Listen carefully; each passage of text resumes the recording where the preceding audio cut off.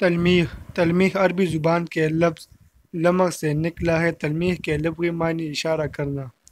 شاعری اصطلاح: شاعری کی اصطلاح میں تلمیح سے مراد ہے کہ ایک لفظ یا مجموعہ الفاظ کے ذریعے کسی تاریخی، سیاسی، اخلاقی یا مذہبی واقعے کی طرف اشارہ کیا جائے۔ تلمیح کے استعمال سے شعر کے معنوں میں وسعت اور حسن پیدا ہوتا ہے۔ مطالعہ شعر کے بعد پورا واقعہ پڑھنے والے کے ذہن میں واضح ہو جاتا ہے۔ استعمال و امثال: مثال کے طور پر مرزا غالب کا یہ ایک شعر ہے: کیا فرض ہے کہ سب کو ملے ایک سا جواب، آؤ نہ ہم بھی سیر کرے کوئی طور کی۔ اس شعر میں اس واقعے کی طرف اشارہ ہے جب حضرت موسیٰ علیہ السلام نے کوئی طور پر چڑھ کر اللہ تعالیٰ کو دیکھنے کی خواہش کی تھی۔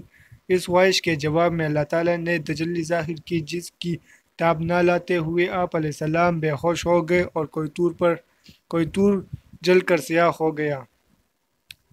خے خطر کود پڑ آتش نمرود میں عشق، عقل ہے مہو تماشائے لب بام ابھی۔